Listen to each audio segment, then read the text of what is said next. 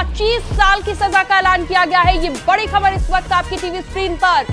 इस फैसले से विधायक की सदस्यता चली जाएगी। कुछ कहना चाहेंगे? एक बच्ची पैदा हुई है जो वर्तमान समय पीड़िता के साथ है। फैसले पे कुछ बोलेंगे? 25 वर्ष का कठिन कारावास यानी सश्रम कारावास की सजा सुनाई है। संस्कारी पार्टी का एक और बड़ा कारनामा सामने आ गया है। उत्तर प्रदेश से भारतीय जनता पार्टी के दुधी विधानसभा सीट से विधायक रामदुलार गोंड को एमपी एमएलए कोर्ट ने 25 साल की कठोर सजा सुनाई है। 10 लाख रुपए का आर्थिक दंड भी उनके ऊपर लगाया है। किस मामले में? नाबालिग लड़की के बलात्कार के मामले में। एक नाबालिग लड़की इनके खेत में जाती है, धान काटने के लिए मजदूरी करने जाती है, परिवार के सदस्यों के साथ जाती है। उनको बहला फुसलाकर उनके साथ यौन संबंध ये व्यक्ति बनाता है। उस समय पर ये विधायक नहीं था।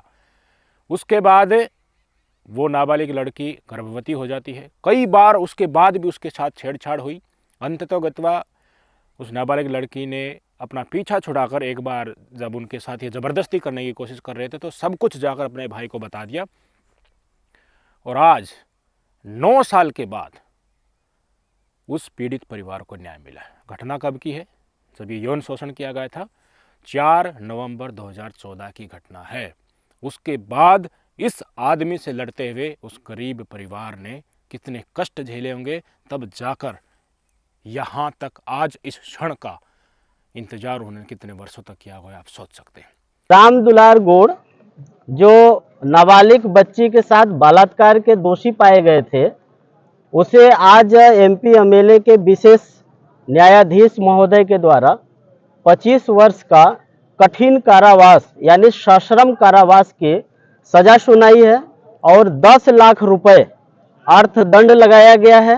रामदुलार गोड़ के नाजायज संबंधों के कारण तो एक बच्ची पैदा हुई है जो वर्तमान समय पीड़िता के साथ है। इस फैसले से विधायक की सदस्यता चली जाएगी। संस्कारी पार्टी कौन सी है? भारतीय जनता पार्टी। इस तरह के एक नहीं अनेकों मामले आ चुके हैं। और मौजूदा जो दुधी से ये विधायक हैं भाई साहब, इनको विधानसभा का टिकट कब दिया गया था? जब इनके ऊपर ये आरोप लग चुके थे। जिस समय इन्होंने ये कांड किया उस समय ये विधायक नहीं थे। इनके परिवार के सदस्य गांव के मुखिया थे, रुतबा था। तो भारतीय जनता पार्टी ने इनके संस्कार देखे और इनको विधानसभा का टिकट दे दिया और ये विधायक बन गए। कितनी खूबी देखी भारतीय जनता पार्टी ने, योगी मोदी ने इस विधायक में, जिसके ऊपर नाबालिग बच्ची के बलात्कार का केस रजिस्टर हो चुका था उस समय पर।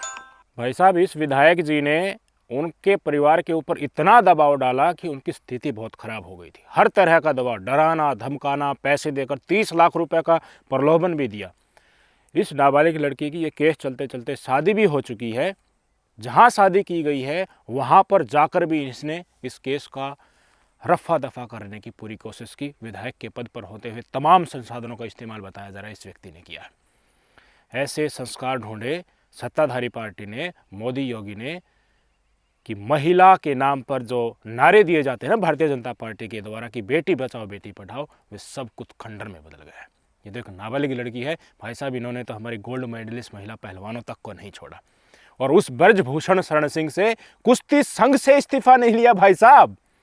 इनके लिए अपना विधायक, अपना वोट बैंक, अपनी सरकार कितनी महत्वपूर्ण है आज इस देश की जनता को जान लेना चाहिए। महिला पहलवान चीख चीख कर चिल्ला कर कह रही थी कि भाई साहब इनसे विधायक के पद, सांसद के पद से इनसे इस्तीफा नहीं ले रहा तो जांच निष्पक्षता से हो जाएगी।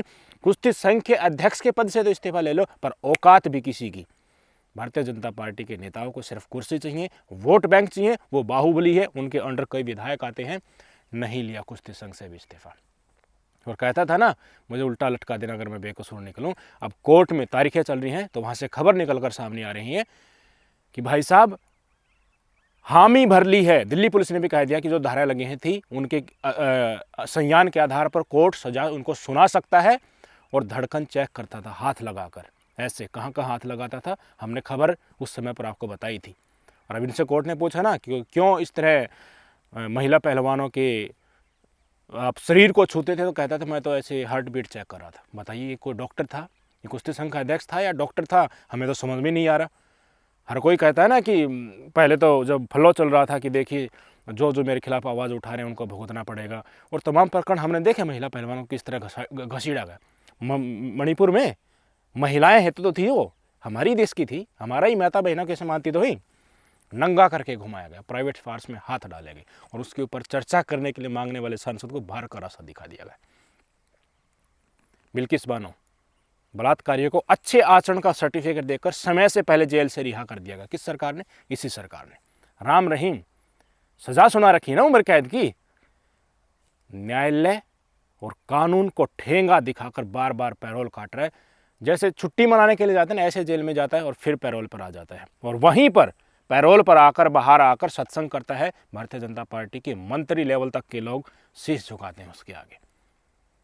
तो अब जो 25 साल की कठोर सजा सुनाई गई है विधायक साहब को, 10 लाख का इनके ऊपर जो जुर्माना लगाया गया है, इससे आपको क्या प्रदर्शित होता है? प्रदर्शित होता है भाई साहब, इनको सिर्फ वोट चाहिए, कुर्सी चाहिए। इलेक्शन के समय पर देश की जनता को ये नफरत की आग में झोंक देंगे। कैश स्कीम के जरिए जिसके ऊपर अत्याचार हुआ है उनसे वोट बटोर लेंगे और सरकार फिर से बना लेंगे। इनको आज घमंड आ चुका है, इनके अंदर अहम हो चुका है। इसलिए देश की आम जनता के ऊपर अत्याचार करने वाले किसी भी आदमी को, अगर वो इनकी कैटेगरी में फिट बैठता है, ये टिकट दे देने से नहीं हिचकिचाते। आज नाबालिग लड़की का रेप करने वाले व्यक्ति को इन्होंने टिकट दिया है, कल को बेरोजगारों की कोई हत्या कर देगा आवाज़ उठाने के लिए तो उसको भी टिकट देने में गुरेज नहीं करेंगे ये लोग। किसानों के हत्यारे अजय मिश्रा टहनी, इस्तीफा मांगा जा रहा था, ले लिया इस्तीफा। उनके बेटे ने थार चढ़ा दी थी, बोला मेरा बेटा तो था ही नहीं, और देखिए अब उनको एक तरीके से सलाखों के पीछे डाला हुआ है, उनको जमानत भी एक तरीके से नहीं मिल रही है। ये है ना भारतीय जनता पार्टी, संस्कारी पार्टी बोलते हैं। इसकी अलग सारी की सारी कैरेक्टरिस्टिक्स आपको बता रहा हूँ। क्या खूबी थी भाई, भारतीय जनता पार्टी ने इनको टिकट दिया और टिकट देकर ये विधायक भी बन गए और संसद में, विधानसभा में अच्छे अच्छे महिलाओं के अधिकारों के स्पीच देते थे। फोटो आपकी स्क्रीन पर देख लीजिए, बेटी बचाओ बेटी पढ़ाओ का फोटो प्रधानमंत्री मोदी का चिपकाकर सोशल मीडिया पर यह व्यक्ति साझा करता था, जिसके ऊपर खुद के ऊपर नाबालिग लड़की के रेप का आरोप है। आरोप सिद्ध हो चुका है, प्रेग्नेंट थी। इस नाजायज संबंध के चलते उस लड़की और विधायक के नाजायज जो संबंध थे, इसने जो यौन शोषण किया था, एक बच्ची पैदा हुई थी। वो बच्ची अब पीड़िता के साथ ही रही। 10 लाख रुपए जो दिए गए हैं वो पुनर्स्थापन, पीड़िता के पुनर्स्थापन के लिए दिए गए। बताइए, स्थिति यहाँ तक आ चुकी है। भारतीय जनता पार्टी के लोग इस समाज को, समाज की समस्याओं और अत्याचार को लेकर कितने संवेदनशील है या संवेदनहीन है, ये आपको डिसाइड करना है। और अगर इसी भारतीय जनता पार्टी के नेता की जगह आज सजा मिल रही होती किसी विपक्षी राज्य को या फिर कुछ दूसरे समुदाय का कोई व्यक्ति होता, गोदी मीडिया में बवंडर मच चुका होगा। ये वीडियो बनाने तक, अब एक सुबह खबर आई थी, अब शाम को ये वीडियो आज मैं बना रहा हूँ भाई साहब। तथाकथित ठेकेदार जो हिंदुत्व और एक तरीके से राष्ट्रवाद का चोला ओढ़े नोएडा की गोदी मीडिया में बैठे एक व्यक्ति ने भी, एक एंकर ने भी अपने सोशल मीडिया पर इस खबर को साझा करके कोई प्रतिक्रिया नहीं दी। एक आदमी ने भी। जिस टीवी रिचार्ज करके आप, इस देश की जनता इन गद्दारों की दुकान चला रही है, इन गद्दारों की आज इतनी भी हिम्मत नहीं है कि नाबालिग लड़की को रेप करके, गर्भवती करके उससे एक बच्ची भी पैदा हो गई, उसके एक न्याय आज मिला है 25 साल की कठोर सजा। इस विधायक को मिले, इसके ऊपर 2 लाइन भी लिख दें। हमारी नंबर 1 की दुश्मन तानाशाह सरकार और गद्दार सरकार से भी सबसे बड़ी दुश्मन इस देश की गोदी मीडिया है। इनको इनके जेब में पैसे ठूठ से दाओ, फिर मुख से इनसे कुछ भी गुलवा लो, कुछ भी। आप बेरोजगारी के लिए आंदोलन कर रहे हैं तो आप, ये गोदी मीडिया वाले तथाकथित तिहाड़ी ये ठेकेदार लोग आपको ही कह देंगे बेरोजगारों में, भारत के बेरोजगारों में तो स्किल नहीं है, फिर नौकरी कहाँ से मिलेगी। अब महिला पहलवान है, आपके साथ गलत हुआ है, आपने बेशक देश का नाम तिरंगा के साथ अंतर्राष्ट्रीय पटल पर बहुत ही ऊंचा किया हो, अगर आरोप ब्रजभूषण शरण सिंह पर है तो आपको और आपके आंदोलन को विपक्ष की साजिश बताया जाएगा और आपको जंतर मंतर पर घसीटा जाएगा। कोई आपके साथ खड़ा नहीं होगा। बचाव में ब्रजभूषण शरण सिंह के ये सारे के सारे अनेकों कुतर्क लेकर आ जाएंगे। अगर भारतीय जनता पार्टी का शासन गुजरात में है, बिल्किस बानो के बलात्कारियों को समय से पहले रिहा किया जाता है तो माला पहनाकर स्वागत किया जाता है। यहीं तथाकथित धर्म के ठेकेदार और गोदी मीडिया चुप रहते हैं, चुप्पी साध लेती है। बड़े बड़े प्रोग्राम होते हैं। 2 दिन पहले ही अभी अमित शाह जी आज तक पर जाकर आए हैं। ये इंसिडेंट्स तो 1 सप्ताह पहले आ गई थी, आज तो जजमेंट हुआ है ना। 1 सप्ताह पहले फैसला सुरक्षित कर दिया था, दोषी ठहराए जा चुके हैं। पर गोदी मीडिया के एंकर्स में इतनी औकात नहीं है कि गृह मंत्री अमित शाह से सवाल कर सकें कि आपके एक विधायक के ऊपर इस तरह का आरोप सिद्ध हुआ है, बताइए आपने उनको कोई टिकट दिया।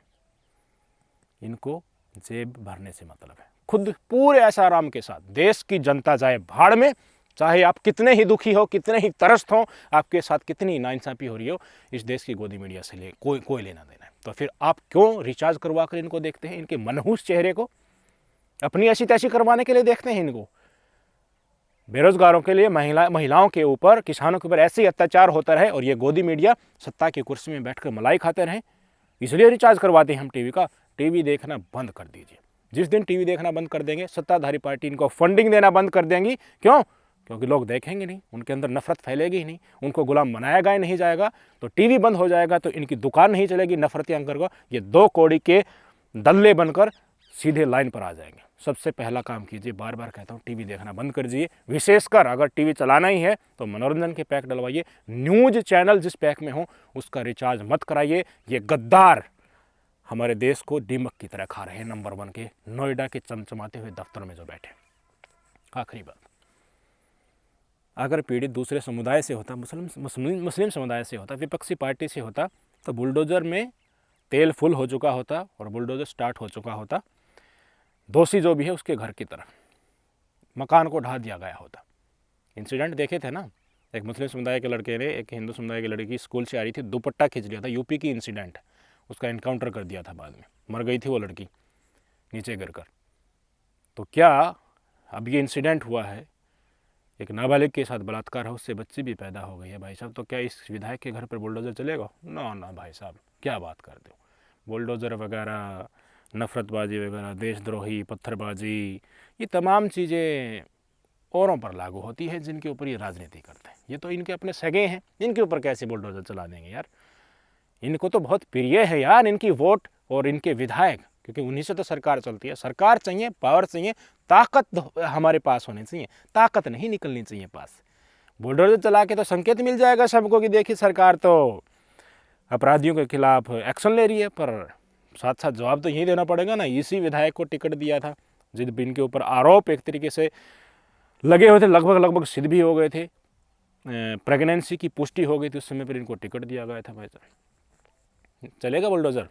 कमेंट करके ज़रूर बताइएगा। और संस्कारी पार्टी के इस संस्कारी कारनामे के ऊपर आप क्या सोचना है, कमेंट करके ज़रूर बताइएगा। और क्या यहीं की रॉयल्टीज भारतीय जनता पार्टी के विधायकों और सांसदों में रह गई है, जिनको देखकर इस देश की जनता आजकल वोट दे रही है? क्यों? क्योंकि चुनाव के समय में तो लाडली बहना के पैसे आ जाएंगे, किसानों को भी पैसे दे दिए जाएंगे, बेरोजगारों को थोड़ी स्कॉलरशिप दे दी जाएगी, 80 करोड़ लोगों को फ्री में अनाज मिल ही रहा है, तो फिर वोट दे देते हैं। क्या हर्ज, चाहे बलात्कार करो कोई, या फिर समय से पहले बलात्कारियों को रिलीज करा जाए, या फिर किसी को बार बार पैरोल दिया जाए, या फिर मुसलमानों के प्रति अनाप शनाप बोलकर उनके ऊपर बुलडोजर चलाना हो, उनके घरों को तहस नहस करना हो, उनके धार्मिक सतलों को लेकर आपत्तिजनक कार्य करना हो। ये तमाम चीज़ें आपको शायद लग रहा है इस देश के, इस समाज को चाहिए, तभी तो इन नफरतबाजों को और समाज के हर वर्ग के दुश्मनों को वो कुर्सी के ऊपर बैठा रहे। कमेंट कीजिएगा। नमस्कार।